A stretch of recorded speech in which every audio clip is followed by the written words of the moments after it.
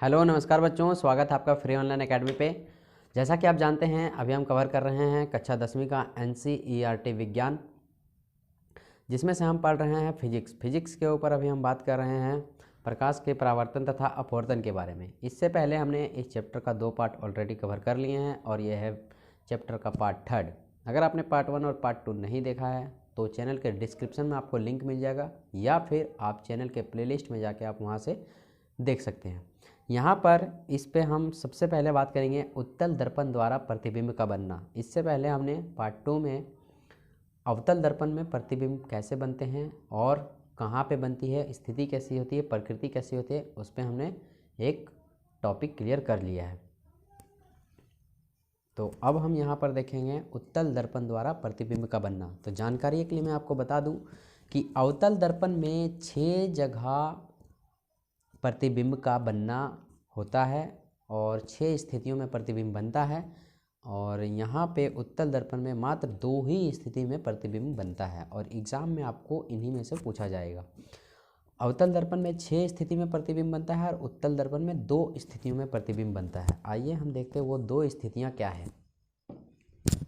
Book में आप जैसा कि देख पा रहे होंगे, पेज नंबर 184 में जब आप आइएगा, देखिए यहाँ पे है उत्तल दर्पण द्वारा प्रतिबिंब का बनना। इससे पहले हमने अवतल दर्पण के बारे में सीखा है। तो अवतल दर्पण में है ना 6 जगह बनता है, 6 स्थितियों में बनता है। यहाँ पर 2 ही स्थितियों में बनेगा उत्तल दर्पण में। तो आपको ये ध्यान रखना है, ठीक है, कि अवतल में 6 स्थितियों में बनता है और उत्तल में 2 ही स्थितियों में बनता है। तो उत्तल में 2 स्थितियों में पहला स्थिति जो है वो है अनंत पर, ठीक है। बिंब की स्थिति कहाँ, अनंत पर, तो वस्तु बनेगी फोकस पर। प्रतिबिंब का जो साइज होगा अत्यधिक छोटा होगा। और प्रतिबिंब की जो प्रकृति होगी आभासी तथा सीधा। देखिए आभासी तथा सीधा तभी होगा जब बिंब की स्थिति दर्पण के पीछे साइड होगी, ठीक है, दर्पण के पीछे, ठीक है, उसे बोलते हैं आभासी। और दर्पण के पीछे हमेशा सीधा ही बनता है। और देखिए जो दूसरा स्थिति है वो रहेगा अनंत तथा दर्पण के ध्रुव के बीच। देखिए इधर है अनंत और ये रहा दर्पण का ध्रुव, तो इसके बीच में कहीं पे भी हम वस्तु को रख देंगे तो फिर कहाँ पे बनेगा, ठीक है। तो कुछ नहीं, अनंत और ध्रुव के बीच अगर हम रखेंगे तो फोकस और ध्रुव के बीच बनेगा। आइए अब हम इसको कैसे बनाएंगे वो हम सीख लेते हैं। उसके बाद ये उत्तल दर्पण और अवतल दर्पण का कहानी तमाम होगा, खत्म होगा। तो सबसे पहले हमें एक प्रकार की ज़रूरत पड़ेगी, जैसे कि आप जानते हैं।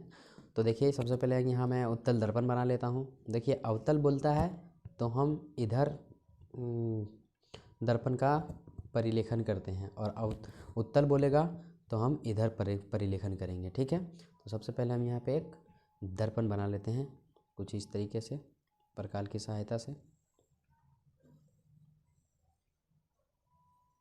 ठीक। आप देखिए यहाँ पे क्या करेंगे, सबसे पहले हम एक मुख्य अक्ष डालेंगे, जैसा कि हमने पहले सीखा है कुछ इस तरीके से। देखिए चूँकि ये उत्तल दर्पण है इसीलिए इसका जो रंगने वाला भाग है इधर होगा,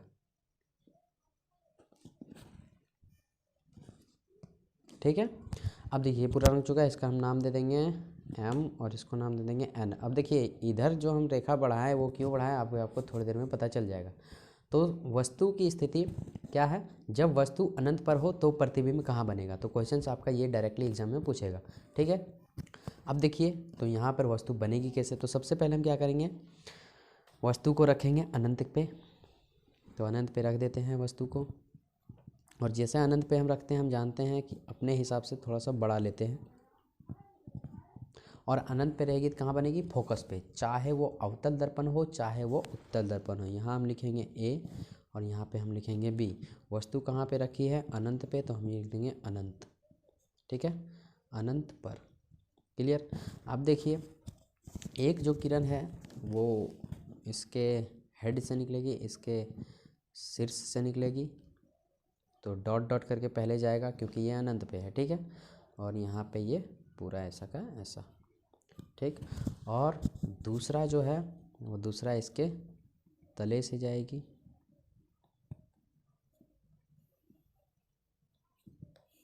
ठीक है।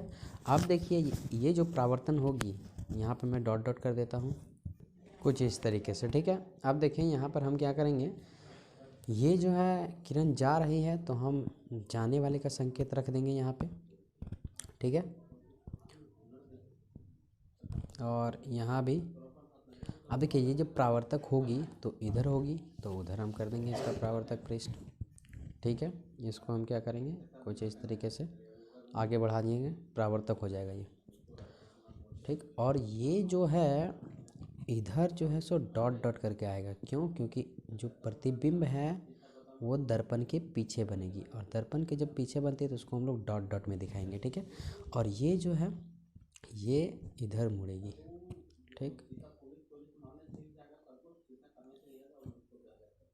अब यहाँ पे इसको कुछ इस तरीके से ले जाएंगे। अब देखिए जहाँ पे कट होगा ना वहीं पे प्रतिबिंब बनेगा। तो हम जानते हैं ये फोकस है, ऐसे फोकस, और यहाँ पे इसका सी, और ये इसे हम लोग पी बोलते हैं। ये मान लीजिए इधर से, तो इधर घुमा हुआ है तो पी एफ सी इस तरह का होगा। ठीक है, बात समझ में आ रहा है? और ये जो है सो किरण जाते हुए है तो जाते वाले का हम दिखा देंगे साइन। और देखिए ये जा रहा है और इसी से फिर वापस भी आता है ना, फिर वापस भी आता है, तो ये हम दिखा देंगे।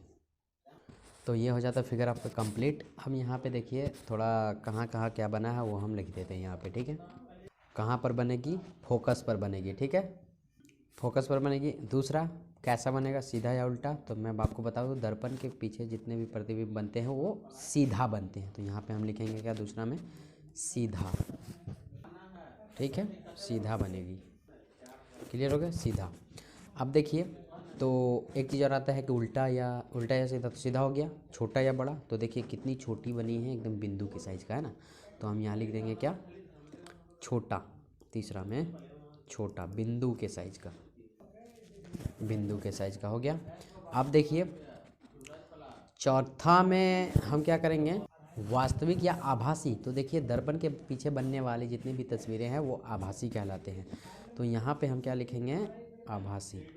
ठीक है, क्या, आभासी लिखेंगे, तो आभासी बनेगा। तो ये आपका पूरा कंप्लीट होता है। ठीक है, अब आइए इसका एक दूसरा हम देख लेते हैं। अब दूसरा क्वेश्चन जो हमारे पास बनेगा कुछ इस तरीके से बनेगा। देखिए जब वस्तु अनंत, ये अनंत है, तथा P के बीच हो तो प्रतिबिंब कहाँ बनेगा? तो जैसा कि आप जानते हैं कि उत्तल दर्पण में दो ही स्थिति होती है, एक अनंत पे और एक P तथा अनंत के बीच। तो देखिए ये P है और अनंत, तो अनंत तो इधर है, तो हम यहाँ पे कहीं पे भी वस्तु को खड़ा कर देंगे। ठीक है, अब देखिए वस्तु को जैसे हम खड़ा करेंगे अनंत तथा P के बीच, तो फिर प्रतिबिंब कहाँ बनेगा, बता रही समझ में? तो हम यहाँ पे कहीं भी आप ले सकते हैं अपने मन से। ठीक है, अब हम जानते हैं कि एक जो किरण है P से गुजरती है, दूसरी F से गुजरती है। ठीक है, एक बात नोट कीजिए, इधर अभी मैंने नाम नहीं दिया है। ठीक है, इधर अभी F और C देना है, तो देखिए देने का तरीका है। ठीक है, बाद में देंगे हम। तो यहाँ पर से समझिए एक बात को कि एक जो सबसे पहले एक जो किरण है इसके शीर्ष से होते हुए क्या है, यहाँ पे आएगी। ठीक, यहाँ पे आएगी और ये परावर्तक हो जाएगी इधर, तो इसको परावर्तक कर दीजिए। ये देखिए कुछ इस तरीके से, और जो इस साइन एरो हम देते हैं, साइन वाला जाते हुए आते हुए, उसको हम दे देंगे। ठीक, तो यहाँ पर इससे पता चल रहा है ये किरण जा रही है और ये किरण वापस लौट रही है परावर्तन के नियम से। अब यहाँ पर हमें क्या करना है, हम जानते हैं कि जब वस्तु को P और A के बीच रखेंगे तो जो प्रतिबिंब बनेगा वो P और F के बीच में बनेगा। कहाँ बनेगा, P और F के बीच में, इधर। तो P ये रहा, और हम जानते हैं कि कहीं पर भी बीच में ही रहता है कौन, F, है ना, F, और इधर तो रहेगा C। तो हम इसको थोड़ा सा आगे बढ़ा देंगे, बढ़ा दिए, और हम यहाँ C दे देंगे। ठीक है, वस्तु जो बनेगा P और F के बीच में बनेगा, तो इधर ही कहीं बनाना है। ठीक है, अब देखिए एक जो किरण है वो एक किरण कुछ इस तरीके से यहाँ पे आएगी। आपको ये सब बिंदुएं याद करनी पड़ेगी। ठीक है, बिना याद किए हुए नहीं काम चलेगा, तो ये चीज़ आपको कम से कम 3 से 4 बार बनानी है। अब देखिए दोनों यहाँ पे आ गई। अब यहाँ पर हम क्या करेंगे, ये जो है ना वापस इसी दिशा में लौटेगी। ठीक है, वापस इसी दिशा में लौटेगी, ये गई और ये वापस लौट गई। बात क्लियर हो रहा है या ना? चलिए ठीक है। अब देखिए ये जो है सो दर्पण के पीछे बनेगी, तो हम इसे डॉट डॉट करके आगे बढ़ाएंगे फोकस से होते हुए। हो गया। और ये जो है ये सी पे चला जाएगा, कहाँ पे चला जाएगा, सी पे, ठीक, सी पे चला गया। अब देखिए जहाँ पे भी कटा वहीं पे इसका प्रतिबिंब बनेगा।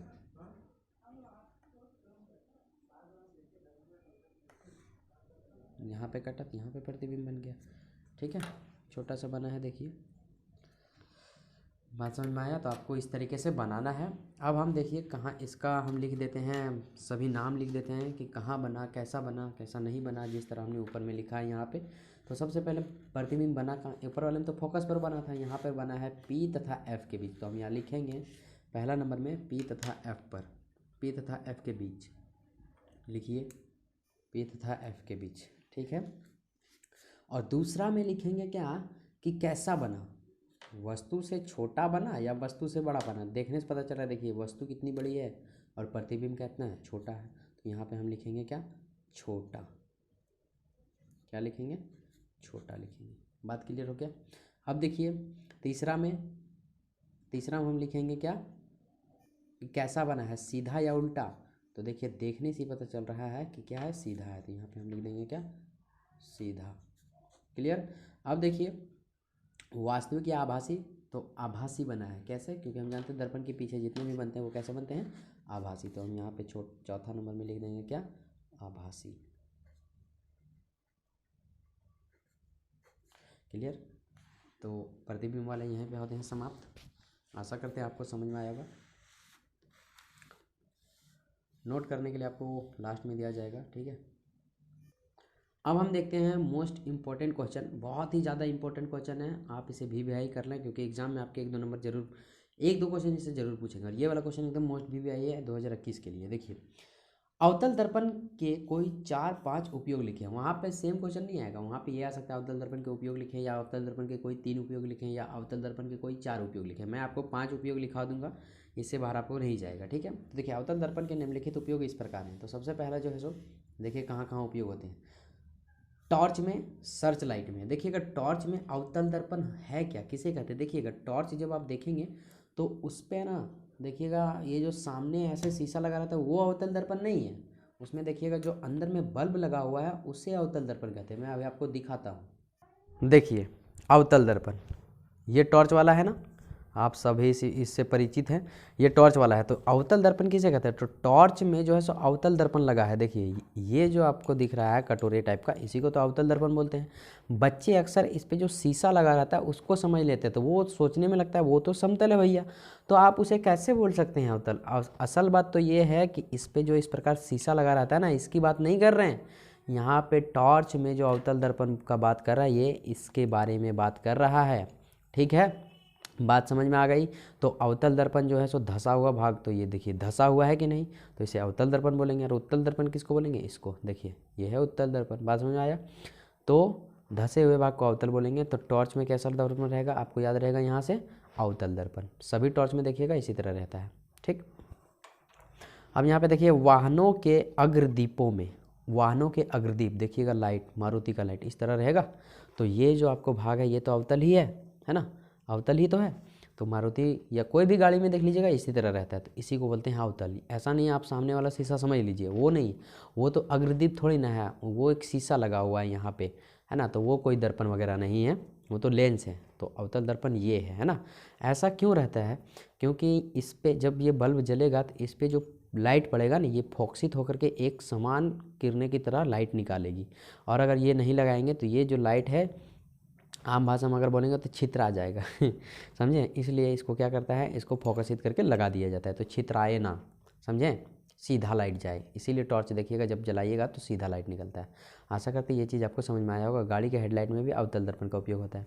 अब देखिए दाढ़ी या सेविंग बनाने में, दाढ़ी बनाने में अवतल दर्पण का उपयोग होता है। आप याद रखेंगे, देखिए दाढ़ी वाड़ी अब जब बनाते होंगे या फिर सैलून में देखते होंगे बनाते हैं तो वहाँ समतल दर्पण लगा रहता है ना। लेकिन हम यहाँ इधर प्रचलन नहीं है अवतल दर्पण का, ठीक है। लेकिन बाहर में तो अवतल दर्पण ही प्रयोग होता है और दाढ़ी बनाने के लिए अवतल दर्पण ही अच्छा है ना। यहाँ तो समतल दर्पण में ही बना लेते हैं, कोई बात नहीं। दंत विशेषज्ञ मरीजों के दांतों को बड़ा देखने में, देखिए जब भी आप दांत उखड़वाने जाए या फिर दांत में कीटाणु लग गए हैं तो उसको देखने के लिए अवतल दर्पण का प्रयोग करते हैं। कौन लोग, डॉक्टर लोग, है ना। जब भी आप हॉस्पिटल जाएँ और दांत का चेकअप किसी को करवाना है आपके फैमिली में, तो उस अवतल दर्पण को ज़रूर देखें जो आप अभी पढ़ रहे हैं। ठीक है, सौर भट्टियों में सूर्य के प्रकाश को केंद्रित करने में सौर भट्टियों में अवतल दर्पण का ही प्रयोग होता है। ठीक है, जो सौर ऊर्जा से खाना बनता है उसमें से सूर्य उसमें रोशनी देती है, तो ये केंद्रित करके क्या है, सौर कुकर में डाल देती है लाइट, सौर भट्टियों में डाल देती है, जिससे खाना गर्म होकर पक जाता है। तो अब ये 5 बिंदु याद रखें। ठीक है, ये 5 से आपका न्यूमेरिकल भी बन सकते हैं कि दाढ़ी बढ़ाने में कौन से दर्पण का उपयोग होता है, वाहनों के अग्रदीपों में कौन सा दर्पण होता है, टॉर्च में कौन सा दर्पण होता है, सौर भट्टियों में कौन सा दर्पण होता है। दंत विशेषज्ञ मरीजों को चेक करने के लिए दंत विशेषज्ञ डॉक्टर लोग किस दर्पण का उपयोग करते हैं, तो अवतल दर्पण का उपयोग करते हैं। मतलब एक ठो बड़ा क्वेश्चन और 5 ठो 1 नंबर के क्वेश्चन यहाँ से आपके कवर हो रहे हैं। हाँ, क्लियर। अब देखिए उत्तल दर्पण के क्या उपयोग हैं। तो एक बड़ा क्वेश्चन यहाँ पे, उत्तल दर्पण के उपयोग ये हैं, उत्तल दर्पण के उपयोग को लिखें। उत्तल दर्पण के उपयोग निम्न हैं। तो सबसे पहला जो उत्तल दर्पण का उपयोग है वो वाहनों के पक्ष दृश्य दर्पणों के रूप में। देखिए पक्ष दृश्य का मतलब होता है पीछे की दृष्टि को देखने में उत्तल दर्पण का प्रयोग किया जाता है। आपने अगर ध्यान दिया होगा तो ट्रकों में देखिएगा, ट्रक जब आप ट्रक देखेंगे, ट्रक के जहाँ पे ड्राइवर बैठते हैं ना, वहाँ पे वो वाला ट्रक वाला आईना देखिएगा तो वो जो है उठा हुआ रहेगा कुछ इस टाइप का, वही है उत्तल दर्पण। तो उत्तल दर्पण के कोई खास उपयोग नहीं, एक ही उपयोग यहाँ पे है, वाहनों के पक्ष दृश्य दर्पणों के देखने के रूप में होता है उत्तल दर्पण का उपयोग। तो इस बात को आप ध्यान में रखें, मोस्ट इंपॉर्टेंट क्वेश्चन है। ठीक है, तो ये 1 नंबर से बहुत ही ज़्यादा इंपॉर्टेंट है। क्लियर। अब हम आ चुके हैं पीछे यहाँ पे अब हम आ चुके हैं बॉक्स नंबर 1 के प्रश्न के ऊपर। बॉक्स नंबर 1 के प्रश्न के उत्तर हम देखते हैं। पहला जो क्वेश्चन है, अवतल दर्पण के मुख्य फोकस की परिभाषा लिखिए। मुख्य फोकस की परिभाषा लिखने के लिए बोला है, तो यहाँ पे आइए इसका आंसर देखते हैं। इसका आंसर है पीछे हो चुका है। अरे दादा, कहने का मतलब यहाँ पे ये है पीछे हो चुका है। इसका मतलब हमने उस टॉपिक में क्लियर करवाया है जिसमें ध्रुव किसे कहते हैं, वक्रता केंद्र किसे कहते हैं, वक्रता त्रिज्या किसे कहते हैं, फोकस दूरी किसे कहते हैं, फोकस बिंदु किसे कहते हैं, द्वारक किसे कहते हैं, उसमें हमने इसको भी कवर कर लिया है कि अवतल दर्पण के मुख्य फोकस की परिभाषा क्या है। तो पीछे कर चुके थे, यहाँ करने की क्या जरूरत है, आप पीछे जाइए वहाँ से देखिए, ये शायद पार्ट 1 में आपको मिलेगा। क्वेश्चन नंबर 2 है, एक गोलीय दर्पण की वक्रता त्रिज्या 20 सेंटीमीटर है, इसकी फोकस दूरी क्या होगी। तो ये कोई बड़ा चीज़ पूछ दिया क्या। हम जानते हैं कि r बराबर 2f होता है ना, r बराबर क्या होता है 2f। तो यहाँ पे चूंकि वक्रता त्रिज्या को r से डिनोटेड करते हैं, तो r बराबर 20 सेंटीमीटर। इसकी फोकस दूरी को हम लोग f से डिनोटेड करते हैं, इसलिए वाट लगा दिए क्योंकि इसको निकालना है। अब देखिए इसीलिए r बराबर क्या होता है 2f, चूँकि वी नो दैट, हम जानते हैं r बराबर क्या होता है 2f होता है। तो देखिए 2f को हम इधर ले आए और r को इधर ले गए। ठीक है भैया, इतना तो समझ गए। अब देखिए f को f रख दिए बराबर का बराबर और r का r, और ये जो 2 था वो गुना में था, बराबर के इधर आ गया तो भागा में हो गया, है ना। आम भाषा में लोग इसको बोलते हैं कि मामा के घर में है और अपना घर में आएंगे तो नीचे आ जाएंगे, बात खत्म। मामा के घर में रहते हैं तो ऊपर में रहते हैं, मामा के कंधों के बगल में रहते हैं, मामा के कंधे पे चढ़े हुए रहते हैं, लेकिन अपना घर में आएंगे तो नीचे में रहेंगे ना। तो गुना में था, कहाँ आ गया, भागा में। अब देखिए यहाँ पे f बराबर, तो त्रिज्या जो थी कितनी थी 20 सेंटीमीटर थी, तो 20 बिठा दिए और बाय का 2 अब जैसे ही भाग देंगे तो 10 सेंटीमीटर आपका आंसर आ जाएगा, बात खत्म। इतना ही तो था। क्वेश्चन नंबर 3, उस दर्पण का नाम बताइए जो बिंब का सीधा तथा आवर्धित प्रतिबिंब बनाता है। तो देखिए बिंब का सीधा और आवर्धित मतलब बड़ा प्रतिबिंब एक ही दर्पण बनाता है, वो अवतल दर्पण है। इसे आप अपने कान में ठूस लें, दिमाग में बैठा लें। क्वेश्चन नंबर 4 है, हम वाहनों में उत्तल दर्पण को पक्ष दृश्य दर्पण के रूप में वरीयता क्यों देते हैं। वरीयता मतलब उसका ज़्यादा वैल्यू क्यों देते हैं। देखिए पक्ष दृश्य दर्पण का मतलब होता है ये कि पीछे की देखने वाली वस्तु जिस दर्पण से देखते हैं उसे पक्ष दृश्य दर्पण कहते हैं। तो यहाँ पे इसका आंसर है, इसको वरीयता क्यों देते हैं, उसका वैल्यू क्यों देते था, ये इसका आंसर देखते हैं। हम वाहनों में उत्तल दर्पण को पक्ष दृश्य दर्पण के रूप में वरीयता देते हैं, इसके निम्नलिखित कारण हैं। क्या कारण है आइए देखते हैं। तो यहाँ पे 2 ही कारण हैं जिसको हम वैल्यू देते हैं, जिसमें हम ज़्यादा वैल्यू देते हैं अब उत्तल दर्पण को, तो सबसे पहले इनका दृष्टि क्षेत्र बहुत ज़्यादा होता है। अब जब देखिएगा उत्तल दर्पण लगा होता है ट्रकों के साइड में, जहाँ ड्राइवर बैठते हैं वहाँ पे इनका क्षेत्र जो है सो ज़्यादा होता है, मतलब कम आईने में ज़्यादा क्षेत्र कवर करता है, इसीलिए हम उत्तल दर्पण का प्रयोग करते हैं। और यह हमेशा सीधा तथा सीधा प्रतिबिंब बनाता है, उल्टा नहीं बनाता है। ऐसा नहीं है हम ट्रक देख रहे हैं तो ट्रक उल्टा दिखेगा, अगर ऐसा होता तो ड्राइवर लोग क्या है कन्फ्यूज आ जाते हैं और पता चलता है एक्सीडेंट हर दिन होता। तो यहाँ पे यह हमेशा सीधा प्रतिबिंब बनाता है, इसीलिए यहाँ पे कुछ मोस्ट इम्पॉर्टेंट नोट दे रखे हैं। पेज नंबर चित्र 10.9 को देखने के लिए बोल रहा है, और यहाँ पे लिखा हुआ गोलीय दर्पणों के लिए चिन्ह परिपाटी, पेज नंबर 187। तो आप थोड़ा सा वहाँ देखिए, कुछ जरूर मिलेगा। तो यहाँ पे कुछ लिखा हुआ देखिए, होठों पे याद रखने वाली कुछ इम्पोर्टेंट बातें। ये कैसा बात है भैया, होठों पे याद रखेंगे? हाँ, तो ये कमाल का कुछ बात होगा ही, ऐसा थोड़ी ना यहाँ लिख दिया गया है कि होठों पे याद नहीं रखना है सो। तो देखिए, आइए देखते हैं होठों पे याद रखने वाली कुछ बातें हैं क्या, जो इम्पोर्टेंट भी है। तो देखिए, पहला, वस्तु या बिंब की दूरी को हम किससे डिनोटेड करते हैं? यू से। ओहो, ये बात है। वस्तु की जो दूरी है उसको हम यू से डिनोटेड करेंगे, प्रतिबिंब की जो दूरी है उसको हम लोग भी से डिनोटेड करेंगे। बस इतनी सी बात, होठों में याद रखने के लिए बोल रहे हैं हाँ भैया, होठों में याद रखिए इसको। अब देखिए, वस्तु या बिंब की जो ऊंचाई है उसको एच से, और प्रतिबिंब की ऊंचाई एच डैश से, ठीक है। देखिए यहाँ पे वस्तु या बिंब, वस्तु को ही बिंब बोला जाता है, ठीक है, तो आप कन्फ्यूजन ना करें, वस्तु का दूसरा नाम बिंब। तो यहाँ चार चीज़ें हैं जो आपको यहाँ पे याद रखनी है। आशा करते ये आपको चुटकियों में याद भी हो गया होगा। अब है यहाँ पर मोस्ट इम्पॉर्टेंट फार्मूला। क्या फार्मूला है भैया? तो सबसे पहला फार्मूला दर्पण सूत्र है, जो कि बहुत ही ज़्यादा इंपॉर्टेंट है, बहुत ही ज़्यादा पॉपुलर है। आपके 1 नंबर में पूछ लिए जाएंगे, इतना लिखिएगा, 1 नंबर आपके खाते में। तो दर्पण का जो सूत्र होता है वो 1/v प्लस 1/u बराबर 1/f, आपको ये याद रखने हैं। और यहाँ एक आवर्धन सूत्र है, m बराबर h डैश या m बराबर -v/u। तो इस चीज़ को आप ध्यान में रखें, -v/u, m बराबर। Okay, clear? ठीक है। अब देखिए यहाँ पे है ना, हमें कुछ देखने के लिए बोला गया था कि 10.9 गोलीय दर्पणों के लिए चिन्ह परिपाटी, पेज नंबर 187। आइए हम थोड़ा देखते हैं उसमें है क्या। तो आप उस फिगर को आप एक बार ज़रूर देखें, ध्यान से देखिए, उसमें कुछ आपको ज़रूर पता चलेगा। और आपको अगर आगे पीछे पढ़ने का मन कर रहा है उसका, तो आप पढ़ लेंगे तो बहुत ही बेहतर होगा। फिलहाल के लिए यहाँ कुछ नोट हम देख रहे हैं। यहाँ पे लिखा हुआ है, फिजिक्स में मैथ के सवालों को सुगमतापूर्वक हल करने के लिए आपको चिन्ह परिपाटी की आवश्यकता होगी। ये चिन्ह परिपाटी है क्या? तो मैं आपको बता दूं, जो फिगर पेज नंबर 187 में आपको देखने के लिए बोल रहा है उसी को हमने यहाँ शॉर्ट में लिखा। अभी मैं आपको फिगर भी दिखाऊंगा, फिलहाल के लिए यहाँ ये समझिए कि ये चिन्ह परिपाटी है क्या। ये चिन्ह परिपाटी इतना इम्पोर्टेंट है कि आपके एग्ज़ाम की दृष्टि में, आपके एग्ज़ाम की दृष्टि से इतना इम्पोर्टेंट है, आपको 6 से 7 से 8 नंबर दिला सकते हैं।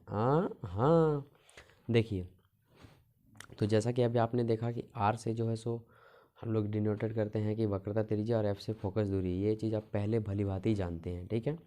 और यहाँ पे आप नहीं जानते यू एच भी, एच डैश के बारे में नहीं जानते थे, तो मैंने आपको यहाँ पे दिखा दिया है कि वस्तु की दूरी यू से, प्रतिबिंब की दूरी भी से, वस्तु की ऊंचाई एच से, और प्रतिबिंब की ऊंचाई एच डैश से डिनोटेड करते हैं, ठीक है। तो उसी तरह यहाँ पे आर का मतलब वक्रता त्रिज्या होता है, एफ का मतलब फोकस दूरी होता है, यू मीन्स होता है वस्तु की दूरी, एच मीन्स वस्तु की ऊंचाई, भी मीन्स प्रतिबिंब की दूरी, और एच डैश मीन्स प्रतिबिंब की ऊंचाई। तो यहाँ पर ये समझिए कि अगर अवतल दर्पण हो तो वक्रता त्रिज्या माइनस में होगी, अगर अवतल दर्पण हो तो फोकस दूरी माइनस में होगी, अगर अवतल दर्पण हो तो वस्तु की दूरी भी माइनस में होगी, अगर अवतल दर्पण हो तो वस्तु की ऊंचाई भी प्लस में होगी। वस्तु की ऊंचाई किस में होगी? प्लस में होगी। अगर अवतल दर्पण हो तो प्रतिबिंब की दूरी प्लस में भी हो सकती है, माइनस में भी हो सकती है। अगर अवतल दर्पण हो तो प्रतिबिंब की ऊंचाई प्लस में भी हो सकती है, माइनस में भी हो सकती है। अगर उत्तल दर्पण हो तो वक्रता त्रिज्या प्लस में होगी, अगर फिर से उत्तल दर्पण हो तो फोकस दूरी प्लस में होगी, अगर उत्तल दर्पण हो तो वस्तु की दूरी माइनस में होगी, अगर उत्तल दर्पण हो तो वस्तु की ऊंचाई प्लस में होगी, अगर उत्तल दर्पण हो तो प्रतिबिंब की दूरी प्लस में होगी, अगर उत्तल दर्पण हो तो प्रतिबिंब की ऊंचाई प्लस में होगी। बात समझ में आया? अच्छा, इसको याद कैसे रखेंगे सर? तो बस कुछ नहीं, आप उसको 2-3 बार देखिए, रिलैक्स मूड में देखिए, फ्री माइंड में देखिए, आपको खुद ब खुद याद हो जाएगा। अब आइए हम थोड़ा उस फिगर को देखते हैं जिसके बारे में हमें जिक्र किया जा रहा है कि बार बार। पेज नंबर 187, पेज नंबर 187 और चित्र 10.9 देखिए, दिख रहा है? शायद पूरा आपको नहीं दिख रहा है तो मैं दिखाता हूँ। देखिए, ये जो फिगर है ये बहुत कुछ दर्शा रहा है, ठीक है। यहाँ पे ये है गोलीय दर्पणों द्वारा परावर्तन के लिए चिन्ह परिपाटी। यहाँ पे आपको ये समझना है। देखिए, सबसे पहले हम इधर से चालू करते हैं। अगर यहाँ दर्पण के सामने कोई वस्तु खड़ी हो तो उस वस्तु का साइज जो भी होगा 10 सेंटीमीटर 5 सेंटीमीटर वो प्लस में होगा, ठीक है। और ये वहाँ पे चिन्ह परिपाटी में भी यही चीज़ को दिखाया गया है। देखिए, अवतल दर्पण है, वस्तु की ऊंचाई किसमें है? प्लस में है। यहाँ पे भी आप देख सकते हैं वस्तु की ऊंचाई किसमें? प्लस में। वक्रता त्रिज्या और फोकस दूरी वो किसमें है? माइनस में है। तो इस चीज़ को समझिए। और ये जो दिखा रही है वस्तु की दूरी, ठीक है। क्या है? वस्तु की दूरी। वस्तु की दूरी से हम लोग किससे डिनोटेड करते हैं? यू से डिनोटेड करते हैं। तो आप यहाँ पे देख सकते हैं जो वस्तु की दूरी है वो माइनस में है, फोकस दूरी भी माइनस में है और वक्रता त्रिज्या भी माइनस में है। तो यहाँ पे आप देखिए, वक्रता त्रिज्या किस में है? माइनस में है। और फोकस दूरी किस में है? माइनस में है। और ये जो वस्तु की दूरी वो भी किस में है? और जो वस्तु की दूरी है वो भी किस में है? माइनस में है। तो इस चीज़ को आप समझिए, ठीक है। अब देखिए, यहाँ पे है वस्तु की ऊंचाई। तो इसको हमने पहले समझ लिया, वस्तु की ऊंचाई किस में? प्लस में। तो वस्तु की ऊंचाई यही है वस्तु, इसकी ऊंचाई किस में? प्लस में है। अब यहाँ पे है प्रतिबिंब की दूरी। तो प्रतिबिंब की जो दूरी है वो प्लस में भी हो सकती है और माइनस में भी हो सकती है। देखिए यहाँ पे दिया है ना, प्लस में भी हो सकती है और माइनस में भी हो सकती है। तो देखिए, प्लस में होने का मतलब क्या है, माइनस में होने का मतलब क्या है? देखिए, प्रतिबिंब जो है सो इधर भी बन सकता है और इधर भी बन सकता है। शर्त ये है कि दर्पण के सामने बनेगा तो वो माइनस में बनेगा, नीचे बनेगा तो, ठीक है। तो और दर्पण के पीछे बनेगा तो प्लस में बनेगा। इसीलिए दर्पण की जो चिन्ह है वो प्रतिबिंब के जो चिन्ह है वो माइनस में भी हो सकता है, प्लस में भी हो सकता है। अब देखिए, यहाँ पे है प्रतिबिंब की ऊंचाई, तो वो भी प्लस में हो सकता है और माइनस में हो सकता है। क्यों? देखिए, जो प्रतिबिंब है यही है प्रतिबिंब। अब देखिए, ऊंचाई जो है सो प्लस में कैसे, माइनस में कैसे? अगर इधर हुआ है तो माइनस में, और अगर इधर बनता तो क्या होता? प्लस में हो जाता। तो इस चीज़ को आप ध्यान में रखेंगे, ठीक है। और उत्तल दर्पण को भी आप देख सकते हैं। अगर उत्तल दर्पण की हम बात करें तो वक्रता त्रिज्या प्लस हो जाती है, फोकस दूरी प्लस हो जाती है, यू कितनी हो जाती है? माइनस। एच कितनी हो जाती है? प्लस। भी कितना? प्लस। और एच कितना? प्लस। तो इस चीज़ को आप भली भांति देखेंगे, आराम से देखेंगे, नोट करेंगे इसको, ठीक है। और समझेंगे अच्छे तरीके से, क्योंकि इसे समझना बेहद ही ज़्यादा ज़रूरी है। तो इस चीज़ को आप समझे होंगे, आशा करते हैं। और ये वाला चिन्ह परिपाटी आप नोट कर लें। इसको आप नोट ना करें तो भी चलेगा, ठीक है। इसको नोट करने से कोई फ़ायदा नहीं है, ये बुक में भी दिया हुआ है, ठीक है। ये वाला चिन्ह परिपाटी आप नोट करें और बिल्कुल अच्छे से नोट करें। अभी उपयोग कहाँ पे होगा मैं अभी आपको दिखाऊंगा, आप देख सकते हैं। तो ये वाला चिन्ह परिपाटी आपको याद करना है, दिमाग में बैठा लेना है, ठीक है, एकदम होठों पे। अब हम देखते हैं उदाहरण 10.1 और हम इस उदाहरण 10.1 में देखेंगे कि ये चिन्ह परिपाटी हमें क्या काम देता है और हमारे क्या काम आते हैं, ठीक है। आइए देखते हैं। तो यहाँ पे जैसा कि आप देख पा रहे हैं उदाहरण 10.1 क्वेश्चन है, किसी ऑटोमोबाइल में पीछे का दृश्य देखने के लिए उपयोग होने वाले उत्तर दर्पण की वक्रता त्रिज्या 3 मीटर है। यदि एक बस इस दर्पण से 5 मीटर की दूरी पर है तो प्रतिबिंब की स्थिति मतलब प्रतिबिंब कहाँ है, प्रकृति, प्रतिबिंब कैसा है, उल्टा या सीधा, तथा साइज ज्ञात करें। मतलब हमें ये बोला गया है कि कुछ दे रखा है और कुछ ज्ञात करने बोला है। तो सबसे पहले एक बार आइए क्वेश्चन पढ़ते हैं और इसका आंसर देते जाते हैं। तो यहाँ पे दिया है, किसी ऑटोमोबाइल में पीछे का दृश्य देखने के लिए उपयोग होने वाले उत्तल दर्पण। अच्छा देखिए, यहाँ दर्पण ध्यान दीजिएगा, दर्पण पे ही खेला है, उत्तल दर्पण है ना। उत्तल दर्पण की वक्रता त्रिज्या कितना है? 3 मीटर है। वक्रता त्रिज्या मीन्स आर। तो वक्रता त्रिज्या हम लोग आर से डिनोटेड करते हैं। आर कितना है? 3 मीटर है। अब देखिए, इसके आगे प्लस हमने लगाए हैं। क्यों लगाए हैं प्लस? क्योंकि उत्तल दर्पण में वक्रता त्रिज्या प्लस में होती है। आप कैसे जान गए सर? अरे भैया, अभी आपको हमने क्या है, चिन्ह परिपाटी दिखाया है जिसे आपको याद रखना है। यहाँ पे क्या है? वक्रता त्रिज्या। वक्रता त्रिज्या कितना 3 मीटर, तो क्या लिख दिए प्लस में। कैसे जाने, देखिए यहाँ से उत्तल दर्पण है और उत्तल दर्पण में वक्रता त्रिज्या क्या होती है, प्लस में होती है, इसलिए हमने लिखा है क्या प्लस। अब आपको लग रहा है कि हाँ चिन्ह परिपाटी काम की है। अब देखिए आगे पढ़ते हैं। यदि एक बस इस दर्पण से 5 मीटर की दूरी पर खड़ा, अच्छा जो बसवा है 5 मीटर की दूरी पर खड़ा है, मतलब वस्तु है वो, और वस्तु की जो दूरी है उसे हम लोग माइनस में लिखते हैं, इसीलिए हमने यहाँ लिखा है वस्तु की दूरी बराबर यू। यू और यू बराबर कितना, -5 सेंटीमीटर, -5 मीटर। तो ये माइनस कहाँ से आया भैया, तो माइनस देखिए उत्तल दर्पण है और उत्तल दर्पण में वस्तु की जो दूरी होती है उसको किस में लिखते हैं, माइनस में लिखते हैं। बात क्लियर। अब देखिए हमें यहाँ निकालने वाला इसके बाद दूरी है, तो प्रतिबिंब की स्थिति, प्रतिबिंब की स्थिति मतलब वो कहाँ है, कैसा है, किस रूप में है। प्रकृति, प्रकृति में उल्टा या सीधा, और पूछा है साइज। तो देखिए साइज जो है, सो साइज को हम लोग किससे डिनोटेड करते हैं, एच डैश से डिनोटेड करते हैं, तो लिख दिए वाट निकालना है। और क्या बोला, प्रकृति तथा स्थिति, स्थिति मतलब कहाँ पे है, कितनी दूरी वगैरह पे है, तो देखिए प्रतिबिंब की दूरी बराबर क्या, भी। अब देखिए तो हमें सबसे पहले हम थोड़ा सा आपको रफ करके दिखाते हैं कुछ। तो जैसा कि हम जानते हैं कि 1/v + 1/u बराबर 1/f क्या होता है, दर्पण सूत्र होता है, ठीक है। अब देखिए इनमें से 3 जो हैं सो ये है प्रतिबिंब की दूरी, ये वस्तु की दूरी और ये फोकस दूरी। तो तीनों में से 2 अगर दिया हो तो हम तीसरा निकाल सकते हैं, लेकिन अगर 2 ना दिया हो, एक ही दिया हो, तो फिर हम दोनों नहीं निकाल सकते हैं, ठीक है। तो यहाँ पे किसी की जानकारी लेने के लिए, कोई किसी का आंसर लाने के लिए हमें 2 की आवश्यकता होती है, 2 को जानना बेहद ही ज़रूरी, नहीं पता है तो नहीं निकलेगा। और यहाँ पे अगर देखेंगे तो भी निकालने के लिए बोला है, और यू दिया है और आर दिया है, ठीक है। तो यहाँ पे आर तो है नहीं, और एफ है तो एफ का मान ही नहीं है, और आर का मान दिया हुआ है तो आर तो है ही नहीं, ठीक है। तो यहाँ पर हमने भी का निकालना है, हमने भी का मान निकालना है, और यू का मान क्या है, दिया है। एफ़ का मान दिया रहता तो फटाक से निकाल देते हैं, है ना, लेकिन एफ़ का मान तो है नहीं, तो सबसे पहले हमें एफ़ नहीं लाना पड़ेगा। और एफ़ लाने के लिए एक फार्मूला हम लोग जानते हैं, क्या, एफ़ बराबर एक फार्मूला हम लोग जानते हैं, आर बराबर 2F, ठीक है। ये वाला फार्मूला हम लोग जानते हैं, आर बराबर क्या होता है, 2F होता है। तो आइए ये अप्लाई हम कैसे करते हैं, आइए हम देखते हैं। तो यहाँ पे आप देखिए जो निकालना है उसको हम लिख दिए हैं, और यहाँ लिखे चूँकि F बराबर क्या, R/2 ये फार्मूला होता है, इसीलिए हमने यहाँ पे लिखा F बराबर 3/2। 3 इसलिए क्योंकि जो त्रिज्या है वो कितना है, 3 सेंटीमीटर है। यहाँ पे आप देख सकते हैं त्रिज्या कितना है, 3 सेंटीमीटर, इसलिए हमने लिख दिया 3 सेंटीमीटर, 3 मीटर, 3 मीटर, त्रिज्या कितना है 3 मीटर, इसलिए हमने लिख दिया 3, और बट्टा में कितना कर दिया, 2 कर दिया, ठीक है। इसीलिए जो F हमारा है वो कितना है, 1.5 मीटर आ गया। अब यहाँ पर देखिए, यहाँ पे हम लिखेंगे कि अब दर्पण सूत्र से, क्या लिखेंगे, अब दर्पण सूत्र से। ऐसा इसलिए क्योंकि हमें तो F पता चल गया, तो देखिए 1/v + 1/u बराबर 1/f। अब देखिए F भी पता है, U भी पता है, तो भी नहीं निकलेगा, आराम से निकलेगा।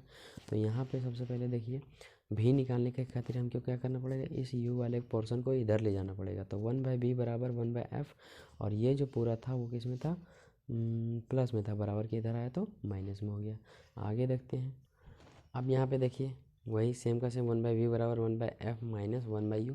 अब यहाँ पे देखेंगे मान बिठाने के बाद 1/v और 1 का 1 और f का जो मान है 1.5 निकला है, माइनस का माइनस, और यहाँ पे 1 का 1 और u का जो मान है वो -5 मीटर है, ठीक है, -5 मीटर, इसलिए ये माइनस पहले वाला और ये माइनस आ गया।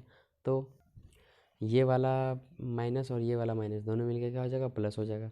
अब देखिए हमने क्या किया, इस पॉइंट को उड़ा करके यहाँ पे 10 लिख दिया, और 10/15 हो गया आराम से। अब हम क्या करेंगे, इन दोनों को कट करेंगे, चूँकि ये कट गए, 5 का पाड़ा से 2 बार में, 5 का पाड़ा से 3 बार में, प्लस का प्लस, 1/5 का 1/5। अब हम क्या करेंगे, इन दोनों का एलसीएम लेंगे, एलसीएम लेंगे तो 15 आएगा। उसके बाद एलसीएम का जोड़ ले करके हम इसको आगे करेंगे, आगे करें तो हम देखेंगे कि इन दोनों को जोड़ने के बाद 13/15 आया। अब हम क्या करेंगे, इसका क्रॉस मल्टीपल करवाएंगे, क्रॉस मल्टीपल करवाएंगे तो क्या हो जाएगा, 13v बराबर 15 और v बराबर 15/13, ये जो है सो इधर आ गया। अब देखिए 15/13 का जब हम कट करेंगे तो v बराबर आएगा 1.15, और वो भी किस में आएगा, प्लस में। और अगर देखिए अगर प्रतिबिंब की दूरी प्लस में आता हो तो वह दर्पण के पीछे प्रतिबिंब बनेगा। हाँ, ये आप कैसे जाने सर? देखिए यहाँ पे आप देख सकते हैं इस फिगर के ऊपर कि इधर रहेगा प्रतिबिंब, ठीक है, प्रतिबिंब इधर रहेगा तो प्लस में होगा, अगर इधर होता तो माइनस में होता। तो 1 प्लस जो प्लस 1.15 आया है ना, वो प्लस में आया है, इसीलिए हम लिखेंगे यहाँ पे, क्या लिखेंगे? प्रतिबिंब दर्पण के पीछे 1.15 मीटर दूरी पर स्थित है।